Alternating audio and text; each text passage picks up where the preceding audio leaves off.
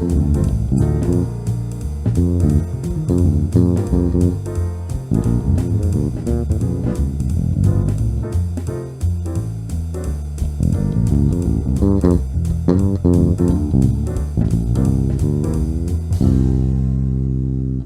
do you want to know how to just do a jazz bass solo like that?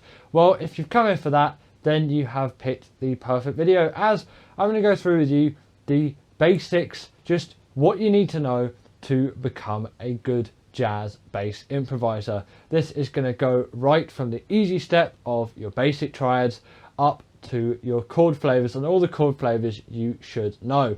So let's just get straight into it. So essentially I'm going to group up the basics of jazz improvisation into 5 stages, and the 5th stage and the first stage we're going to be doing is chord tones. So let's start with that. There is a PDF down in the description for all your chord tones and the fingerings that I would use for all of it. So I want to start out with the basic triad, and I'm sure you know of the basic C major triad, C, E, G. Like you can finger there, second finger on the C, first finger on the E on the D string, obviously you're playing that C on the A, and then your pinky, please use your pinky for things like this. For jazz, your pinky is especially useful for that G, which is the 5th, and essentially this is going 1, 3, 5, and that is how your basic triad is composed. Now in jazz, you could play this triad over any given 7th chord unless it says it is minor or diminished or augmented in any way, then it won't work. The same for alt chords, but we will get into that. Either way, you've got your basic major triad, but we'll also have the minor triad, which I finger slightly differently. You can finger it with a sort of similar method to the major triad, with your second finger there and then first finger on the E flat on the D string and then slide up to that 5th fret. But I'd say get your first finger on that C, then get your pinky on an E flat and then get your second finger on that G. You can of course use your third finger as well and go like that, but I am terrible at using my third finger. I really should practice it more, but for jazz we're mainly going to be using our first finger, our second finger and our pinky finger. The third finger only ever comes in occasionally, especially when you're playing higher up the ranges of the instrument, but when we're working down here it's first finger, second finger and pinky. If you're not using your pinky already, even though it may feel a bit counterintuitive at first, just start using it, and if you feel like you're using too much pressure, it probably means that you are. I'm only using very, very light pressure to do these triads. I'm barely even touching the bass. It does help that I've got a low action, but I will be doing a video on the action of your bass and what to do with that in a later episode. If you're wondering about that though, you can always give it a quick Google and see what you need to do to improve the action of your bass and make it more comfortable for you to play.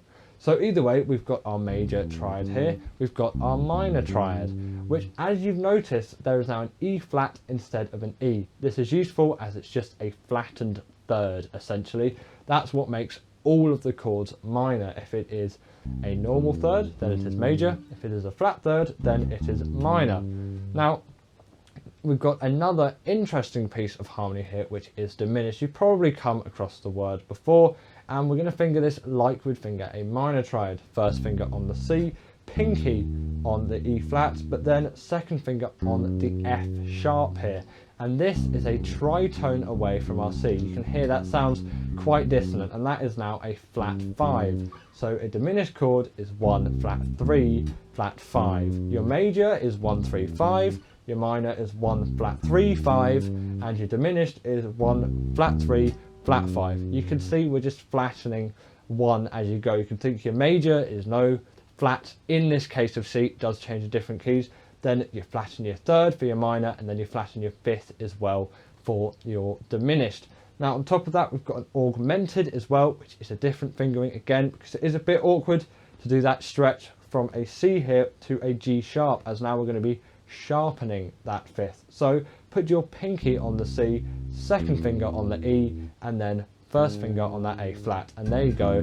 There's your augmented sound. You can see that sounds dissonant, but in a sort of different way to what that diminished sounds like, and it can be useful in some cases. I've also left an alt sort of triad there as well, but that's not particularly useful at the moment. It is useful as sort of an alternate to diminished. The altered scale is a mixture of the diminished scale and also the whole tone scale, but you don't need to know about that yet. Just if you see altered scales, I've left that in there, or just altered chords, because we're going to be reading chord charts to improvise. That is how I would strongly recommend you do it. That's why I've left it in there, and my fingerings are there for it, but you can use that diminished shape over altered chords and it will sound just fine. And in applicable cases, you can use that augmented sound. But again, it is all up to your ear at the end of the day. Right, now we have got seventh chords, and I've given a few seventh chords in that PDF.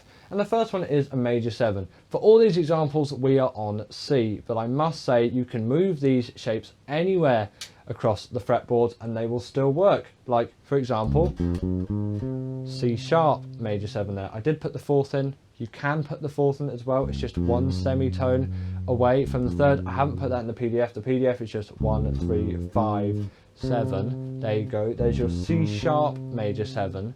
But we're just going to go back to C, and it's that C triad shape, but then second finger to play a B. You can see that follows the scale. If you know your C major scale going up from the root, of course, that B is the 7th, and that is a major 7th, if you know any of your theory, from the root, which is why we call it a major 7 chord. Anytime you see a major 7 chord, these 4 notes are great, and especially for walking as well, but we will get into a little bit of the walking details. If you want to know how to walk over a C major 7 chord, these are your 4 notes, and you can also put the 4th in as well if you want, although most of the time you'll leave it out, although it can be applicable in major 7 sharp 11 cases, but we're not going to go into that chord quality today as it is a little bit more obscure. So next up we have the obvious train. You would expect C minor 7 from obviously doing the triads, but there's another 7th chord we can do with this C major triad here, and it is C dominant 7, and we're just going to put a flat 7 in there, so a B flat. We're also fingering that with our second finger there, and you can see this has a little bit of a different quality to it. It's not always sort of perfect and bright. There's a little bit of colour, a little bit of flavour in that 7th chord, and you'll usually find this on blues. And at the start of the video I was improvising over an F blues, and your first chord is F7, which is that shape there. I did also accidentally put a 6 in there as well, but always you can bridge notes up. If you know your major scale shape, you can always use those when applicable. That doesn't apply to the minor 7 chord, which is next, and it is the same shape as the dominant 7, but except we're starting with that minor triad, but that B flat is still on top, and there you can see it speaks really nicely. While there's less flavour compared to the major 7, it is still very useful in that minor 7 context, of course, and that is useful over any minor 7 chord.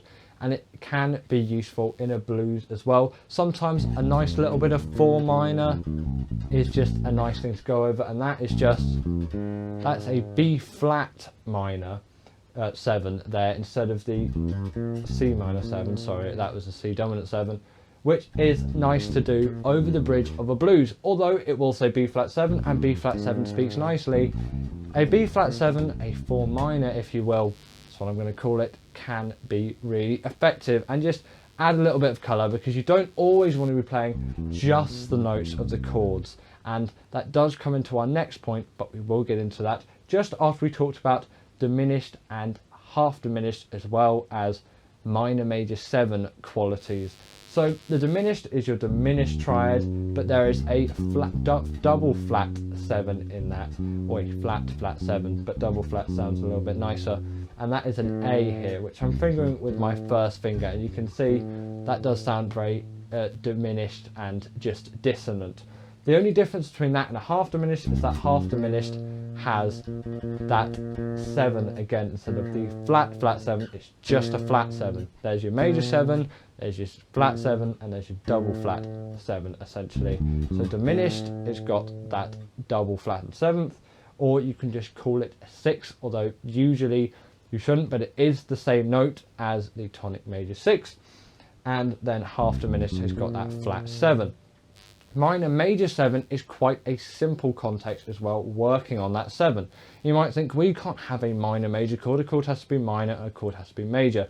It is built off of a minor triad, so C minor here, but it's got the major 7 in the top, which is why it's called minor major 7, because it is a C minor triad with the major 7 on top of it. Again, I think in the PDF as well, I've left an alters suggestion, and you can use that to your content as well, but they're not strictly as useful as these 4 that I've just shown you. So there's now no point in knowing what notes you want to play without the rhythm behind it in order to play those notes. And this is why I'd strongly recommend a metronome or a backing track.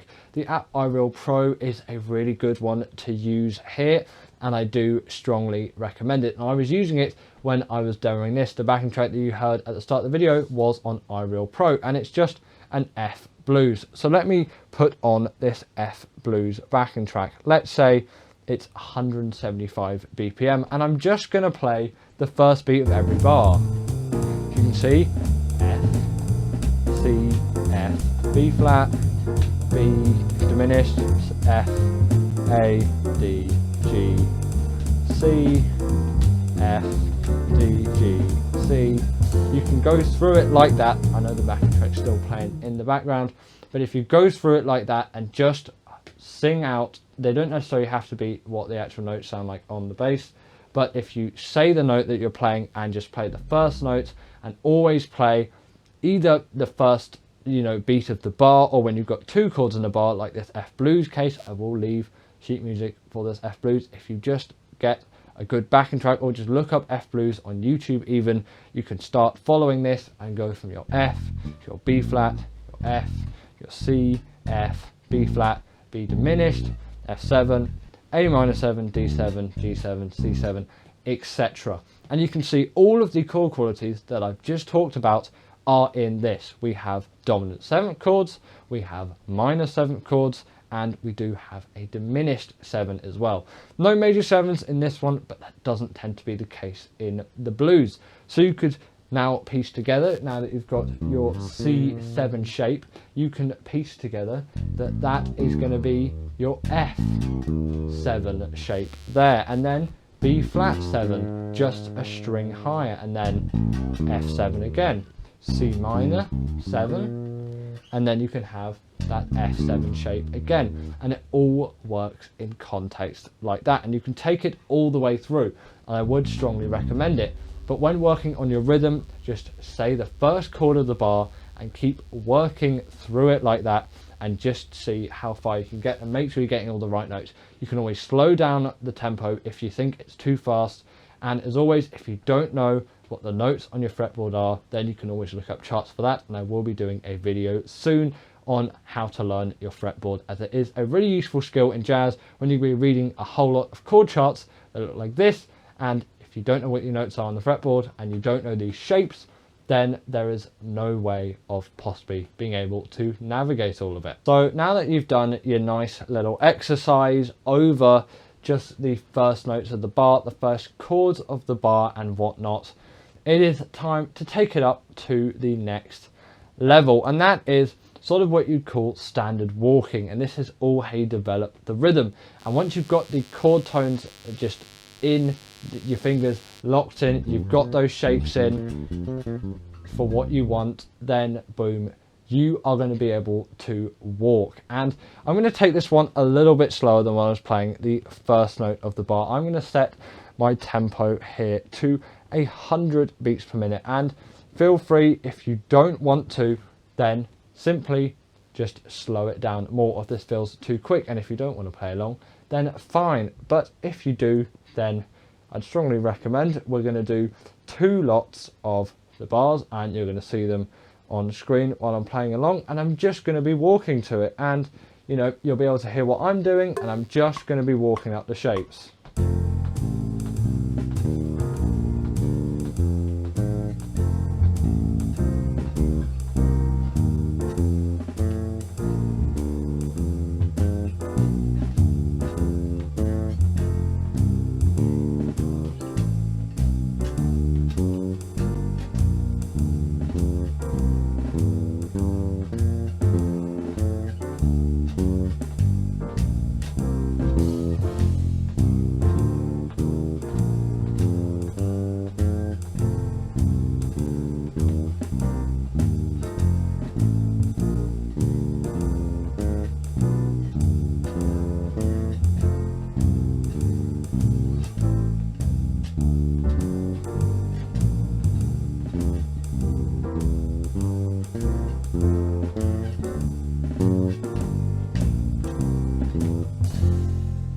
So that is a typical F blues, and you can see all those notes fit perfectly over all of those chords. Again, you can play with octaves as well. You've got an F here, you've got an F here, you've got an F here, you've got Fs all over the place. And if you can play around with octaves, usually with F, it's between these two here. That is a good place to start. So maybe you want to do your F7 down there, but the next time you do your F7, maybe do it up there. Just see what you can get, and then you could jump down to the 7 of the previous one as well. Just play around with these shapes. Now that you know the notes of all of these shapes, 1, 3, 5, 7, you can always play around with what octave they're in, and once you've got this rhythm really nailed in of just 1, 2, 3, 4, 1, 2, 3, 4, then you can just keep going like this, and this is how all walking bass lines work. Now, you probably find this a little bit boring after a while, but you know, once you get the hang of it, when you're getting the hang of it, there is definitely a lot to be said that this will be tricky for you. Don't think that this is going to come to you straight away. And looking at me doing all of this stuff, I've spent years studying all of this, and it doesn't just come to your fingers straight away. It does take some dedicated practice time, and that's obviously why I've made the PDF. There'll be a PDF for that exact walking bass line as well that I was playing if you want to join along. But at some point you should start making your own bass lines, and once you know how these shapes work around the chords, then there's really no reason not to. You've got the notes now, and once you've established that rhythm, again, practice with the metronome, practice with some backing tracks. Over an F blues is a great example, but you could do a B flat blues, you could do a C blues, you could do a B blues, you could do an E blues. It doesn't matter, although the common ones, if you are thinking of doing gigs and things in the world of jazz, F is a good one to know, B flat is a good one to know, and E flat is a good one to know. But even from that as well, it doesn't matter. As long as you know the notes and you've got a chord chart in front of you, you should still be able to play the blues. If it was a D flat blues, or you know, an A flat blues that isn't here, it's still going to be sort of that 1, 4, 5 that we know in the blues progression, although there is a 4 diminished or a flat 5 with that B diminished 7 there. But if you do want your bass lines to be a little bit more interesting, then you're going to want to play around with that rhythm a bit and play around with the notes as well. I find, although maybe not typical in some examples, if I'm walking on that F7, I'll start on an F here, then do a D, an F sharp and an A. Now the F, A and D fit with this F pretty nicely. There's no issue with that. The F sharp is just a little leading note to it, and sometimes I'll go to G as well from there. Just experiment with shapes that sound nice. If you want to know where that shape's from, it's from a Parker tune called Donna Lee, although it's played up there in the tune, but sometimes it can be quite nice just to walk it and incorporate it into walking bass lines.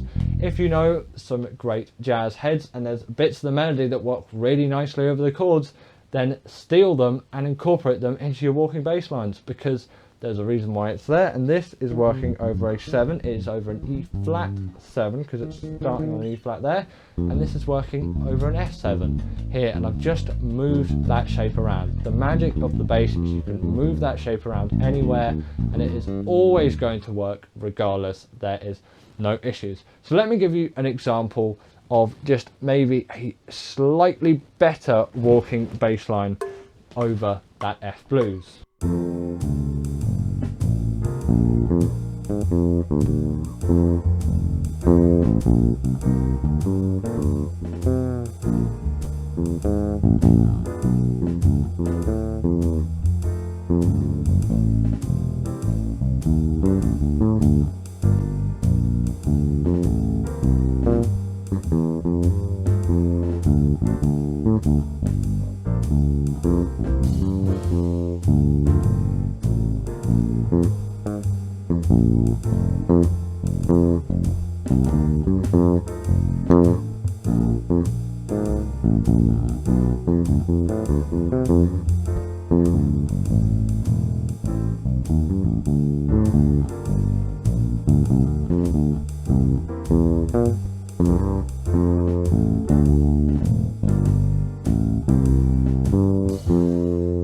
But you can still see from that example that I'm just using loads of common shapes that I've taught you there, those exact shapes, except I'm incorporating that little nice one. And you know, maybe that wasn't my best example of an F blues, but I still think it does stand for that, and I think at some slightly faster tempos it does hold up a little bit better.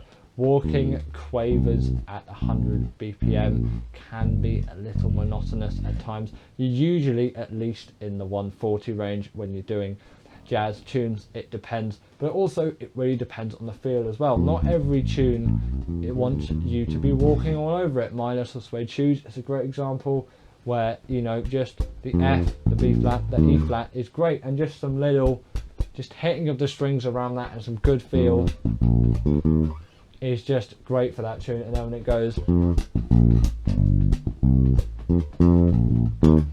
it just outlines it perfectly, and it outlines the melody as well. And although it's only the root notes of all the chords, it still works really nicely. And when you go to that B section, you can spell out that A flat 7 there. And I always put the major 7 in it, though I should probably not be putting the major 7 in it, but it's just a little glidey thing. Again, experiment, see what sounds good, but My Little Suede Shoes is another good tune to check it out. I'll leave a few tune suggestions in the description of this video, as I think that could be quite useful for you. Now we've got a sense of chromatic approaches in your solos as well, as I'm not always going to just be playing these chord tones. Some of it could be a chromatic approach, you know, from C sharp to C, just sliding in there, or up to C from a B, anything like that. Or it could even be a whole step, B flat to C. Sometimes this can be quite a nice sound quality. And also just playing some things that aren't necessarily always within the chord. If you make your jazz solos sound this sort of perfect chord quality niceness, it doesn't really sound like a jazz solo. That's partly why I really like that B diminished 7 in the F blues, the F jazz blues, where that's not really present in a standard 12 bar blues, where it would just be 1 4 5 and they're only the tonic 1 4 5s within the key, 7th chords as well. But that B half diminished is a really good place to add some spicy language. You can do some stuff over C sharp even, and that can be really nice and effective. If you were doing just, let's say, a C blues, you could do some nice stuff over F sharp, and that is all the flat 5. And you can sort of do pentatonic-y things as well, but you can use those same chord shapes.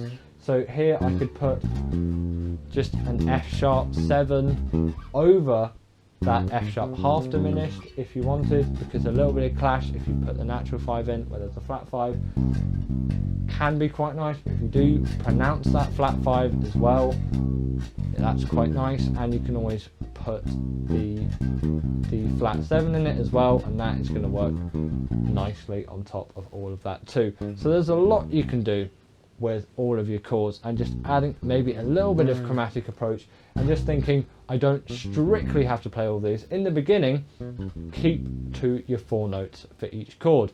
But once you're a little bit bored of that and want a little bit more of that jazz flavour, go and experiment, find things you like and see what works. And obviously listen to other great people. Try and pick out what they're doing and see what you can get from it, as there can be some pretty nice things going on. So another great thing you can use is just a development of an idea. The tune Now's the Time is an F blues, and it uses the 1 2 5 notes from the key. There's your 1, there's your 2, there's your 5, except it's put the 5 down the octave, and that is the first note, and it sounds a little bit like this. You can see that is a really strong, nice phrase, and it could work quite nicely at the start of your solo. If you want to give a little quote to the melody, when someone says, oh, it's the bass solo, you could start it off with a little bit of something like that, and then that's just a little bit of just sort of flicking around B flatty, C minory town to some extent, or you could just stick on that melody. You do something like that and then put that 4 up the octave like I did there. Or you could go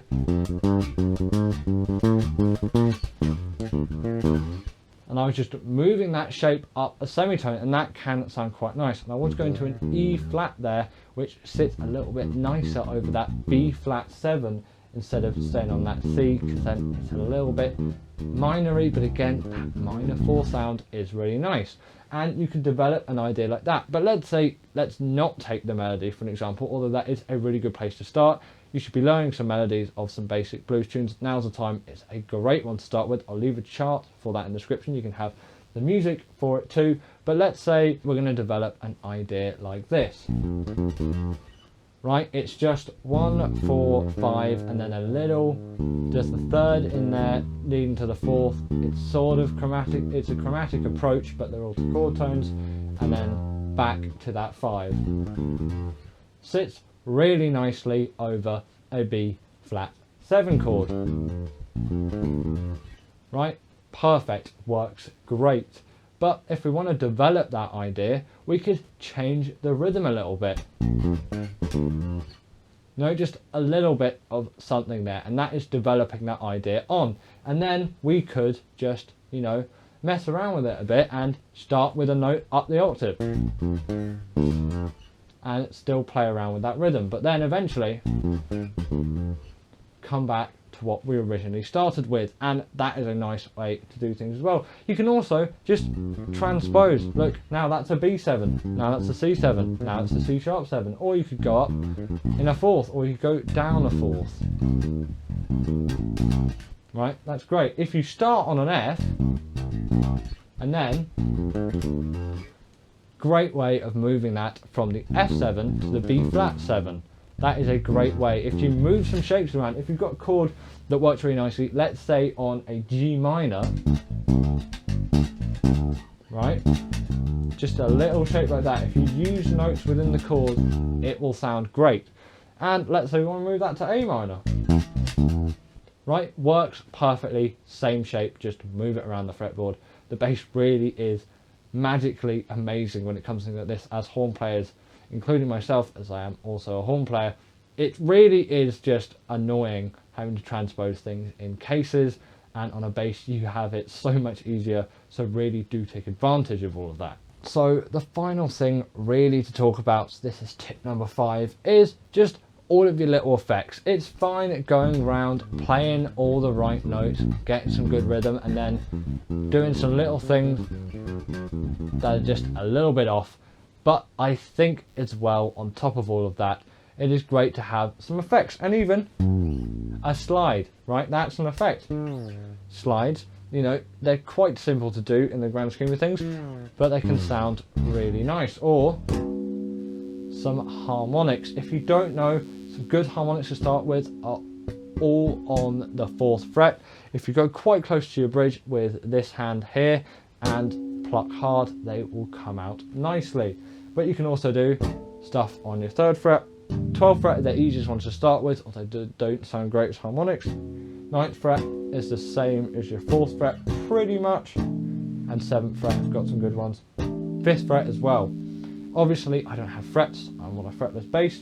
I'd say if you're playing harmonics, just if you play your 5th fret ones directly on the fret, that is quite good. If you play them a little bit in front for your 3rd, then they're going to ring out a little bit more, and your 4th a little bit behind, not quite behind, but sort of just not quite on the 4th fret, a little bit going behind. But for 5th, right on that 5th fret, 4th a little bit behind, 3rd a little bit in front, they can ring really nicely, and harmonics are great. You can also do pinch harmonics, but that won't work for you fretted bass players, so I won't really go into it. But even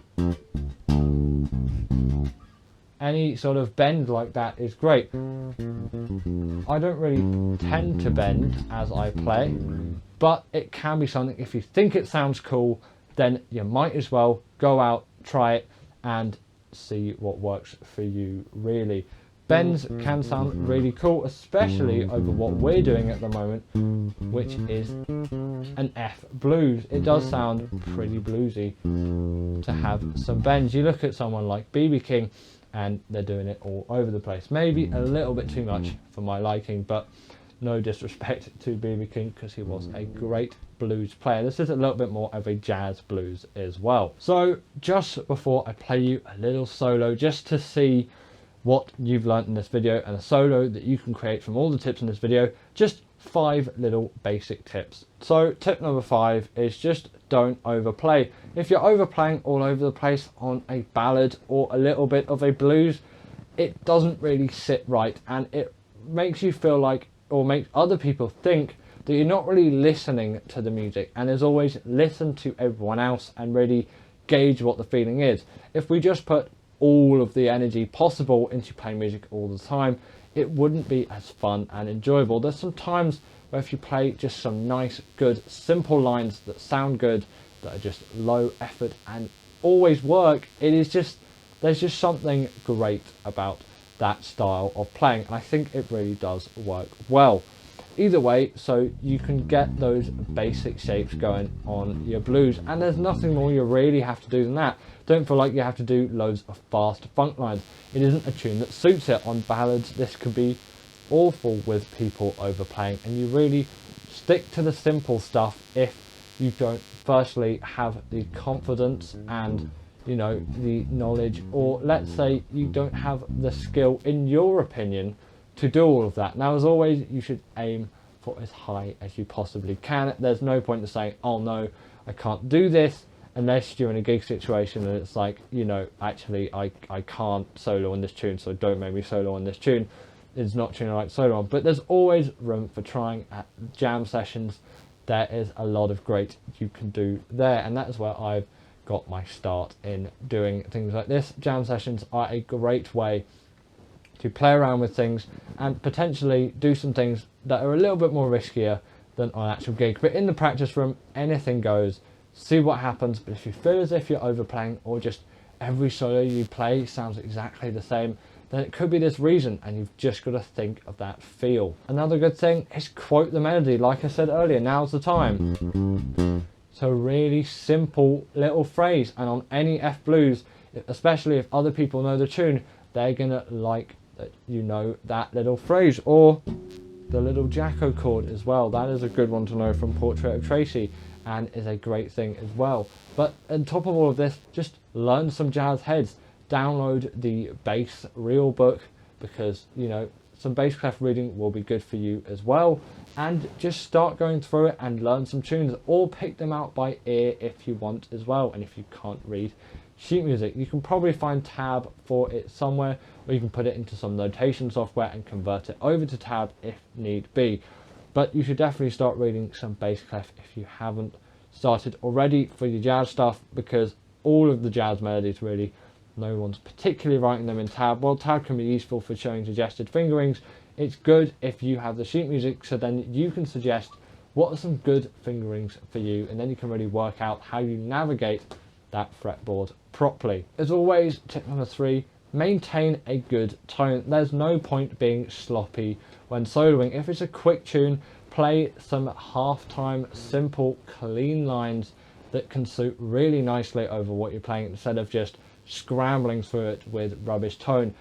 String muting is an absolute essential. You have to have all your notes coming out cleanly, and when you've got multiple notes, maybe some stacked major thirds or some stacked fifths, some stacked minor thirds, keep it clean, and don't let all the other strings ring out. I've always got an eye. My pinky here is resting on that G, so it doesn't ring out, and my thumb here is on the E, and I'm playing the A and D strings and they ring out nicely, but my G can't ring out and my E can't ring out because my thumb is on it. So none of that will happen, and that is really essential as well. It's just playing lightly, really, on the fingerboard and keeping a good tone. You don't have to feel like you have to dig in loads. It might be more appropriate on some faster tunes, but not everywhere. It simply isn't worth it and can result in a worse bass tone. And for jazz, a good bass tone is very important, especially when you're soloing. Number 2 is just adapt and feel like you don't have to play the hardest lines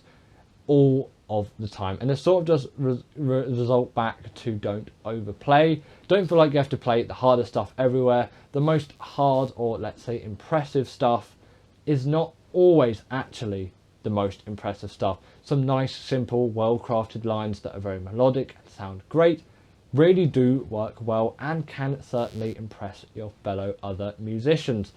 All of the greats have done it, and although you may see them do their really fast 16th note or very fast 8th note stuff, that doesn't stop them as well from also in the right moments laying back a little bit and getting some good simple stuff in, as after all the basics is the foundation to it all. And finally, the last bass tip I can give you is just adapt your soloing based on the tune. Again, this is sort of under the don't overplay, but if you're playing a ballad, keep it soft if you're soloing on it. If you're doing a blues as well, maybe don't go all crazy until maybe a second or third chorus. It depends, but start your solos off simple, keep them concise. Well, if you're playing bebop, then go for it, but you've got to know that you need to have the technical stuff down if you do want to get into that music. Otherwise, your tone is going to suffer and your soloing is going to suffer as well. And you've got to be able to keep up walking at those tempos, which can be pretty fast, and it can be quite a lot if you're new to all of this. So that has been all for today's video, and I'm going to end off with a simple 4-chorus F blues solo just to show you what it is like coming from me. And all of these tips in this video do go into this solo, so please have a listen to it, and also even record your own solos, have a listen to it back as well and see what it sounds like. Now, if you've got some crappy phone speakers or it's just really hard for you to record stuff, don't worry. And also don't worry if my solo sounds better than yours, or if you think your solo sounds better than mine. Great, you're doing the right thing and enjoying what you play. But either way, that has been all from me. I hope you have got something from this tutorial, so enjoy this little bit of solo.